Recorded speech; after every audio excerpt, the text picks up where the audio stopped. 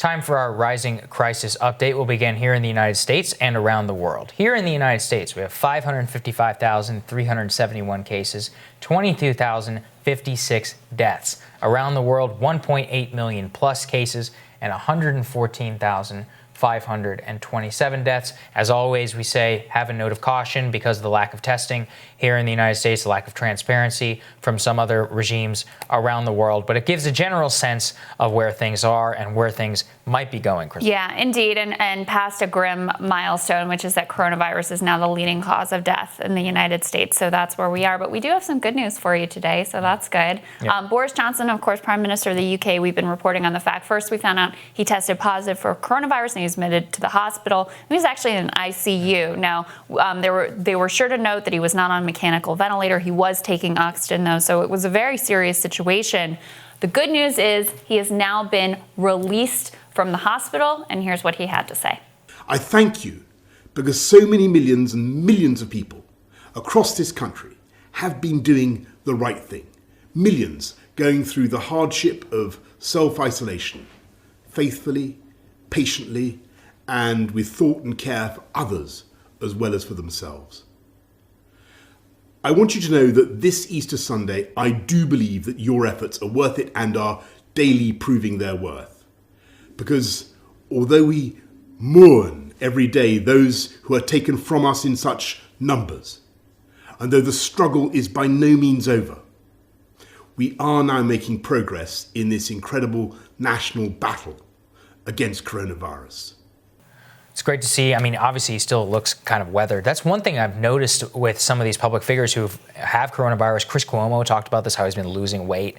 We heard today that George Stephanopoulos has been diagnosed with coronavirus. Is that with some of these, even when you have it, it can still be quite painful, and you'll lose weight and feel fatigued. It's brutal. It's not a joke, and we need to always remember that. And one heartening thing is we're beginning to see that some of the numbers are not as dire as the original models had projected, and that the death toll could be somewhere around 60 to 100,000, much lower than the 200,000 projection that was numbered. So this is not, by the way, a call for easing social distancing. No, the reason that the models have changed is because people have done a good job with social distancing, and governments finally got on top of it and took it seriously. That's why the models have been a downward trajectory, which is really good to see. Yeah, we're beginning to enter that phase where we can start to look far more for therapeutics, vaccines. How do we ramp up testing and all of that, so that if the curve hopefully begins to go down or flatten, that at that point you can start looking at mitigation techniques in order to reopen the economy and get people to work safely.